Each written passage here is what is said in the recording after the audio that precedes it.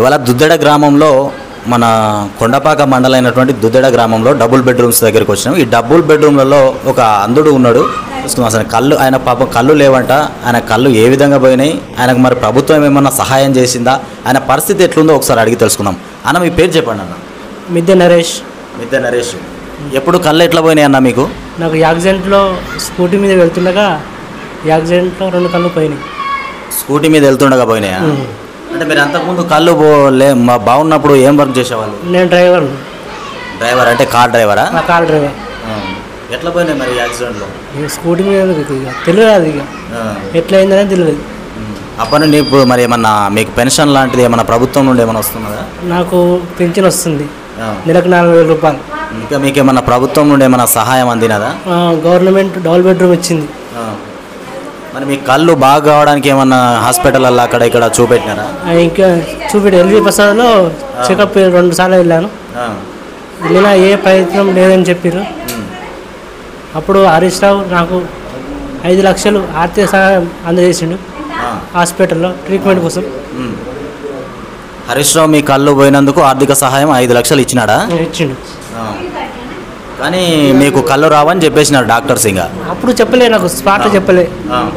ఇక కొన్ని రోజులకు నేను కూరుకున్న కొద్దీ ఇంట్లో అడిగి తెలుసుకున్నా ఏమైంది నాకు పరిష్కారం అంటే ఇట్లా యాక్సిడెంట్ అయ్యింది, 40 రోజులు మత్స్యమతి లేదు, కోమాలోకి వెళ్ళిపోయా. 4 రోజులు ఎల్వి ప్రసాద్ హాస్పిటల్లో ట్రీట్మెంట్ జరిగింది. ఎవరు తీసుకొచ్చినారు హరీష్ రావుని మీ దగ్గరికి? ఎవరు చెప్పినారు మీ సమస్య సార్కి? అప్పుడు నేను కారు నడిపినా కదా. అప్పుడు వాళ్ళు కారు నడిపినారు మీరు? నరేందర్ అన్న. ఎవరు? అప్పుడు ఎంపీపీ దుద్దెల్లోనా? అనంతల పద్మ నరేందర్. ఆయన సహాయంతోనే సార్ దగ్గరికి వెళ్ళిపోయింది ప్రాబ్లం. ఇంకా మీరు ఏమన్నా ప్రభుత్వం నుండి సహాయం ఇట్లా కావాలనుకుంటున్నారా? ప్రభుత్వం మీకేమన్నా ఇంకేమన్నా కావాలనుకున్నారా? ప్రభుత్వం ఏమైనా చేయాలనుకుంటున్నారా? మళ్ళీ తెలంగాణ ప్రభుత్వం వస్తేనే నాలాంటి వాళ్ళకు పింఛన్ రూపం కానీ ఇంకా అన్ని విధాలుగా ఆదుకుంటారని కోరుతున్నా. ఎన్నికలు వస్తున్నాయి ఇప్పుడు, ఓటు వేయడానికి అంటే మీరు మొన్న ఎన్నికల్లో ఎవరికి వేసినారు ఓటు? బీఆర్ఎస్కి వేసిన. మళ్ళీ ఇప్పుడు ఏ ప్రభుత్వం వస్తే బాగుంటుంది అనుకుంటున్నారు? మరి సెంట్రల్లో మోదీ అంటున్నారు, ఇక్కడ బీఆర్ఎస్ వాళ్ళు, కాంగ్రెస్ వాళ్ళు, బీజేపీ వాళ్ళు ముగ్గురు కూడా పోటీ చేస్తున్నారు. ఎవరికి ఓటేస్తే బాగుంటుంది అనుకుంటున్నారు? బీఆర్ఎస్కేనా? అంటే మీకు ముఖ్యంగా హరీష్ రావు అంటే అభిమానం, హరీష్ రావు మీద అభిమానంతోనే బీఆర్ఎస్ పార్టీకి ఓటేస్తానంటున్నారు. హరీష్ రావు గురించి ఏమైనా చెప్తారా మీరు? తన గురించి సార్తో చాలాసార్లు తిరిగాను నేను.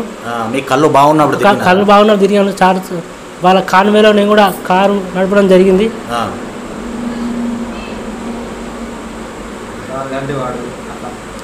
సార్ చాలా మంచివాడు, పేదల కోసం పోరాడతాడు, పేదలకు చాలా ఆర్థిక సహాయం కూడా చేయడం జరిగింది.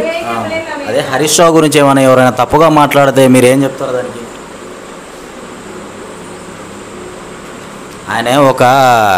ఆయన గురించి తప్పుగా మాట్లాడితే మీరేం చెప్తారు? ఆయన తప్పుడు వ్యక్తి అన్నట్టుగా మాట్లాడితే. సార్ అలాంటోడు కాదు, సార్ చాలా మంచివాడు. ఎవరికైనా ఆపద వస్తే ముందుండి నేనున్నా అని ముందుకొచ్చాడు.